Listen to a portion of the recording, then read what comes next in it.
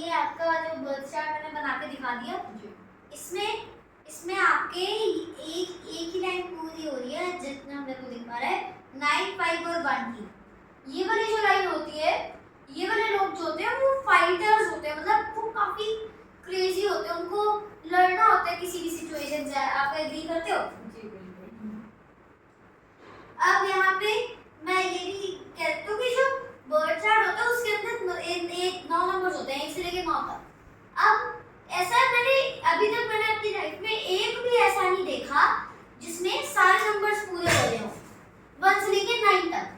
तो मेरे भी मिसिंग है, आपके भी मिसिंग होंगे, सब ऑलमोस्ट हर एक बंदे के मिसिंग होते हैं, आपके भी मिसिंग है। आपके कौन कौन से मिसिंग है? आपके मिसिंग है 4, 7, 6 और 8। ये 4 आपके मिसिंग है। 4 किस नंबर से अटैच होता है?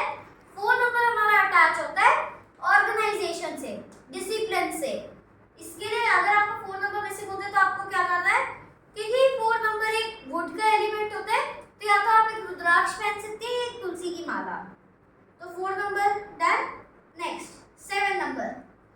7 नंबर जो होता है, 7 नंबर हमारा स्पिरिचुअलिटी का नंबर होता है। अगर ये नंबर मिसिंग है तो फिर आपकी थोड़ी सी लैक ऑफ स्पिरिचुअलिटी हो सकती है, और इसको रिवाइव करने के लिए क्या करना है, जो कोई भी आप घड़ी पहनिए सारे टाइम, आपने अभी घड़ी पहनी हुई है, मेटल की पहनी है, जिसकी स्ट्रैप जो होती है वो मेटल की हो और कलर सिल्वर हो, तो आपकी जो आपने अभी घड़ी पहनी हुई है बिल्कुल सब कुछ मैच करता है, यानी कि आपका 7 नंबर पहले से ही हो रखा है। नेक्स्ट 8 नंबर किसके साथ अटैच होता है? 8 नंबर अटैच होता है फाइनेंशियल मैनेजमेंट के साथ, शू लेदर और बिजनेस, शू के बिजनेस के साथ। तो 8 नंबर फाइनेंशियल मैनेजमेंट के साथ अटैच होता है। तो अगर आपका 8 नंबर नहीं है तो आपका फाइनेंशियल मैनेजमेंट थोड़ा सा वीक हो सकता है। इसके लिए क्या करना है? इसके लिए ये, क्योंकि ये भी एक क्रिस्टल एलिमेंट होता है, अर्थ एलिमेंट, तो इसके लिए आप कोई क्रिस्टल की माला पहन सकते हैं। फिर next last but not the least number 6। Number 6 को अगर मैं कहूँ तो नंबर 6 का सबसे स्ट्रॉन्गेस्ट पोर्टफोलियो है। अगर आप हर एक नंबर की चीजें कैरेक्टरिस्टिक्स रिव्यू करोगे, नंबर 6 ऑलमोस्ट हर एक चीज के साथ अटैच्ड है। Relationship, health, wealth, luxury, glamour, stock market, काफी सारी चीजों से अटैच्ड है। तो अगर ये नंबर मिसिंग है तो समझ लो आपका मतलब पूरा बर्थ चार्ट इनकम्प्लीट है इस नंबर के बिना। इस नंबर के लिए क्या करना है आपको? इस नंबर के लिए भी आपको घड़ी पहननी है, लेकिन इस बार उसका कलर गोल्डन होना चाहिए। लेकिन आपके दोनों 7 और 6 मिसिंग है, जिसके लिए दोनों मिसिंग होते हैं तो वो दोनों कलर की पहन सकता है। नेक्स्ट, तो ये था आपका बर्थ चार्ट। आगे इसमें तो बहुत सारे नंबर मिसिंग है, जैसे जो नंबर है उनका क्या बेनिफिट है, उनके बारे में थोड़ा सा बताइए। तो यहाँ पे आपके 5 नंबर पूरे होते हैं, वो है 9, 2, 3, 5 और 1। 9 नंबर किसके साथ अटैच होता है?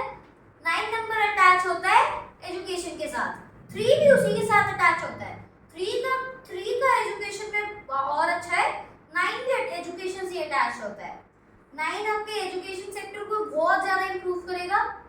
2 जो होता है, 2 आपके मून का नंबर होता है, हाफ द टाइम इंक्रीज कर रहा होता है, हाफ द टाइम डिक्रीज कर रहा होता है, फुल से न्यू पे जाता है, न्यू से फुल पे जाता है।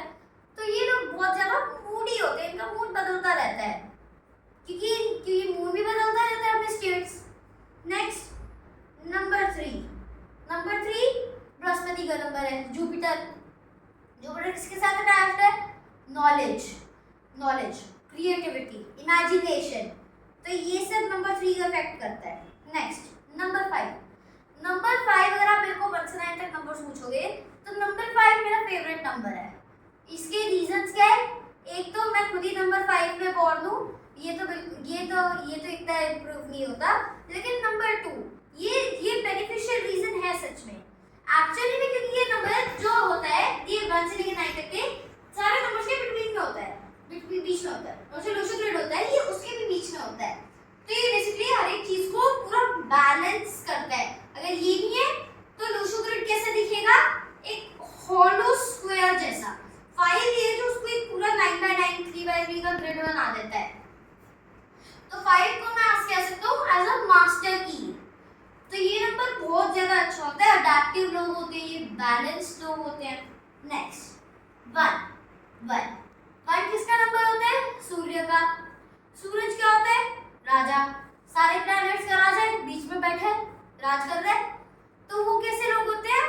Royal, authoritative, dominating. तो ये तो आपके 5 नंबर्स की कैरेक्टरिस्टिक्स थे। ये बहुत सही थे।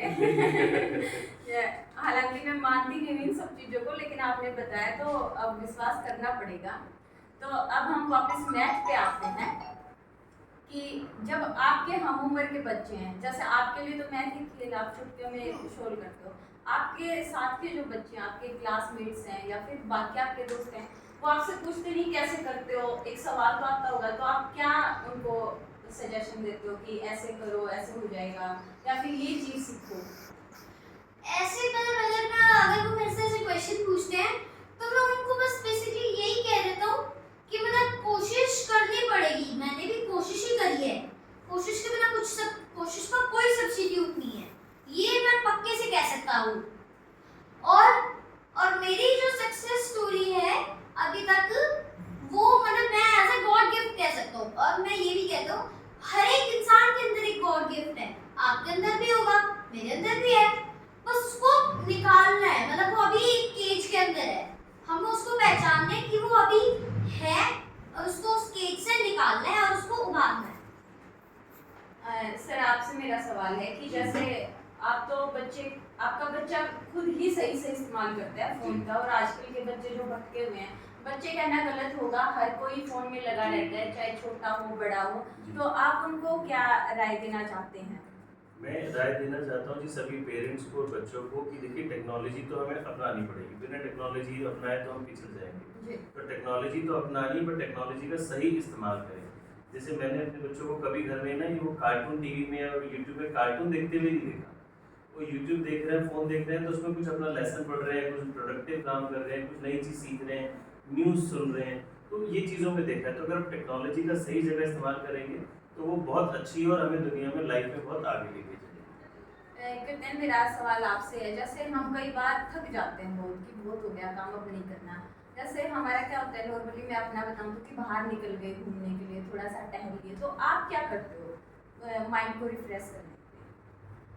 मैं माइंड को रिफ्रेश करने के लिए ऐसा मतलब मैं कुछ ऐसा करता नहीं हूँ, मेरा माइंड ऑटोमेटिकली रिफ्रेश हो जाता है। अगर मैं 5-10 मिनट तक ऐसी कुछ भी नहीं कर रहा ना, तो मेरी पूरा जो अनयूज चीज़ होती है वो अपने आप सारी रिफ्रेश हो जाती है। कि हमारे ब्रेन के अंदर 2 मेमोरीज होती है, शॉर्ट टर्म मेमोरी और long term memory. Long term memory हमारी चलती है 3-4 सालों तक, 10-15 जाती है, पूरे लाइफ टाइम तक भी चल जाएगी, वो डिपेंड करता है। शॉर्ट टर्म मेमोरी चलती है सिर्फ आधे घंटे के लिए, और वो कितनी आइटम्स होल्ड कर सकती है? सिर्फ 7 आइटम्स, यानी कि 7 अलग अलग मेमोरीज।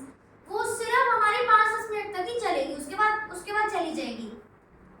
तो जैसे जो शॉर्ट टर्म मेमोरीज होती है, मैं उसको ऐसे भी कह सकता हूँ कि मतलब जैसे आपकी कोई भी शॉर्ट टर्म मेमोरी है, अगर आपने कोई चीज देखी फिर आप उसके साथ घूमते रह जाते हो, वो आपके ब्रेन का डिसीजन है कि आपको उसको शॉर्ट टर्म से लॉन्ग टर्म में भेजना है।